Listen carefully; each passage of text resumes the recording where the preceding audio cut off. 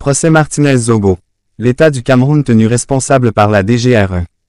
Aujourd'hui, au tribunal militaire de Yaoundé, s'est ouvert le procès tant attendu des individus impliqués dans l'enlèvement, les tortures et l'assassinat du courageux journaliste Martinez Mbami-Zogo.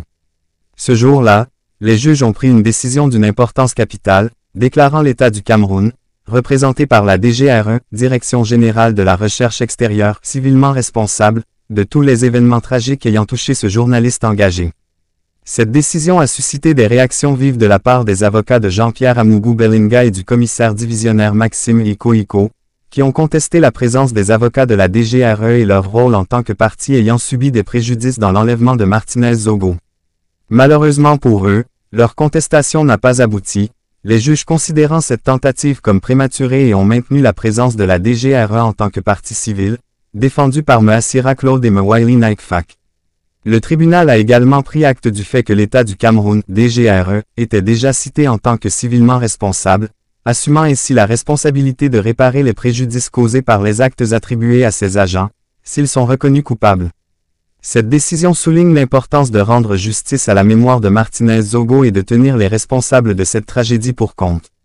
Ce procès, chargé d'émotions et de tensions, est un rappel poignant de la quête de vérité et de justice pour les journalistes qui risquent leur vie pour faire la lumière sur les vérités souvent dissimulées.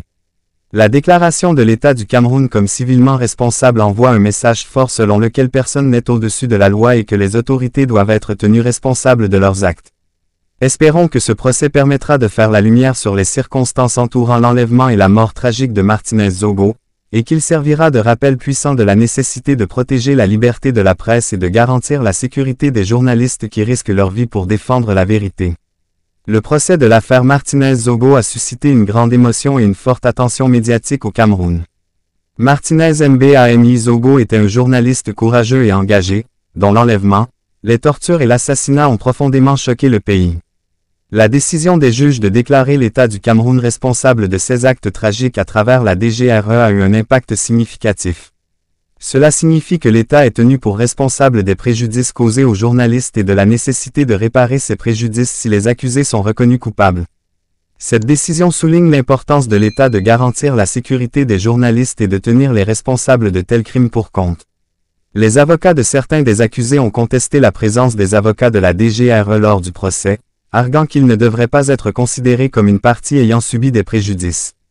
Cependant, cette contestation a été rejetée par les juges, affirmant ainsi la légitimité de la DGRE en tant que partie civile dans cette affaire. Ce procès revêt une grande importance pour la justice et la liberté de la presse au Cameroun. Il met en lumière les défis auxquels sont confrontés les journalistes qui exercent leur métier dans des environnements dangereux et hostiles.